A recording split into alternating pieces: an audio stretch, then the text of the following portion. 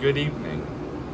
On this episode of Seen It, Believe It, we're talking about my most recent paranormal investigation, which was actually this past Sunday, by the time recording this, yesterday, at the Hollywood Cemetery in Richmond, Virginia. It was supposed to be me and my crew going. Crew didn't want to go because they already had plans. I'm like, all right, I'll go by myself. I don't care to. I also had a few buddies out there who investigated the Hollywood Cemetery anyway. So I'm like, I called them up, and it started off pretty good. I was there for about 4 hours, just because I was driving all night. I didn't really feel like driving at all that night. So I went in around 6:30, 7 o'clock. I was there till about 11. The whole time, because I had to drive back to Ohio that night.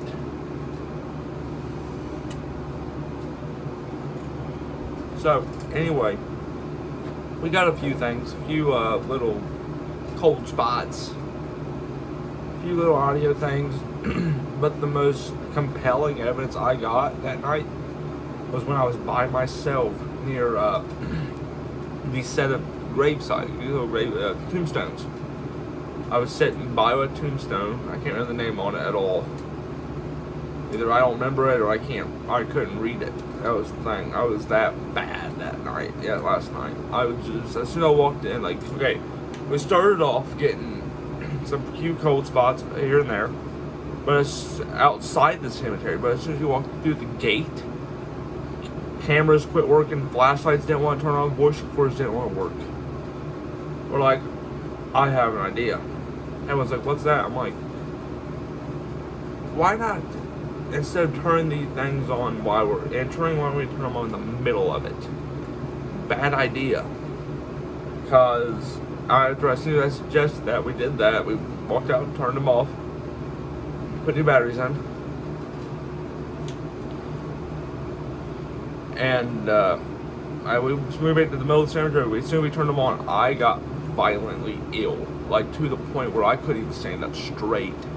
I was holding my stomach, just crouched over. It was warm that night, but I was just sweating profusely.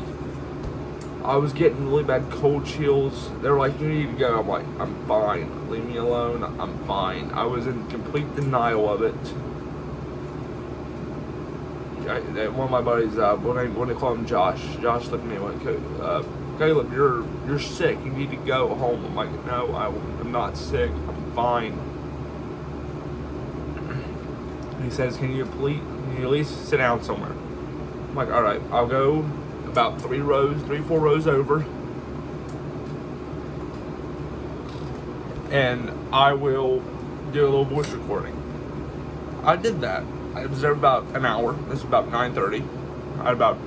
I sat down around 9:30. I didn't get up to about 10:30. We had about 30 minutes left. So I'm like, I'll stay for about an hour, see if I catch anything. The most compelling voice recording I've got in Virginia.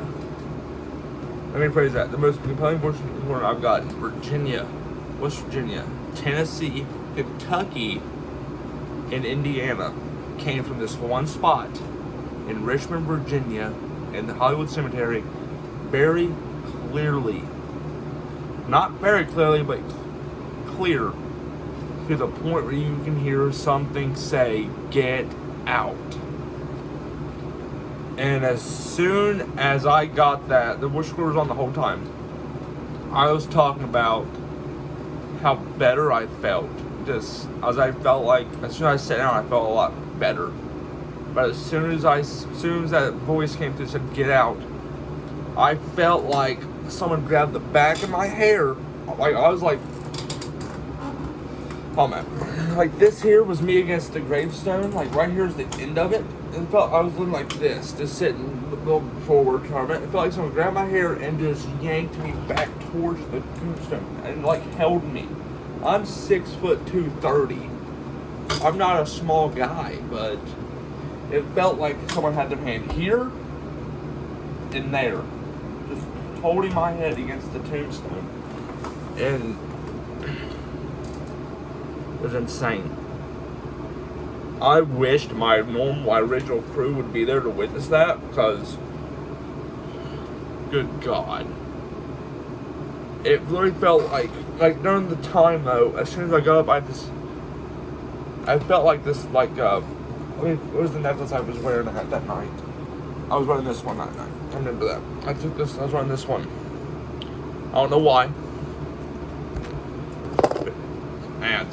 And it felt like someone literally had their hand, like it was right there, right by the bird's mouth, and it felt like a hand right over that, like pressing, and one right on my forehead, just gripping and holding me back. And ever since then, I have not felt right since. I have felt really like ill, like very like sick, but I'm not sick. That's the thing about it. I feel it, and if I feel it in my head, my stomach, but I'm eating perfectly. I'm drinking perfectly. Well, I'm drinking what I usually drink, which is tea, water, milk, juice, something. But I felt fine walking in. I did not feel fine walking out. As soon as I stepped foot into that cemetery, I felt off. And would I go back to it? Depends. I walked into that completely unprepared. I broke one rule that I promised I'd never break in my years of paranormal investigating. That was never do a paranormal investigation alone or do a segment alone, which I did. And I got attacked for it. And nothing bad came from it.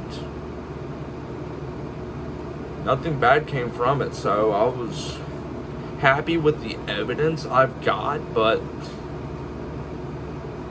under the right circumstances, I would go back. If I had my original crew and I was well prepared for what I was going to get into, yeah, I'd go back, but under those circumstances again, absolutely not. I would rate that, out of my experiences there, this was a shorter one, I'm sorry guys. Out of that experience I've had, I'd rate that probably out of 5, 4.5. Not the scariest place I've been, but it'll creep you out. If you go to Richmond, Virginia, go to the Hollywood Cemetery, sit by the gravestones at 10:30 at night, and just feel the eerie, the cold. There's something there. I don't know what. Thank you, I'm out of time for this. That's all I can really remember from last night. It was a crazy night. Thank you, and I will see you on the dark side of the grass.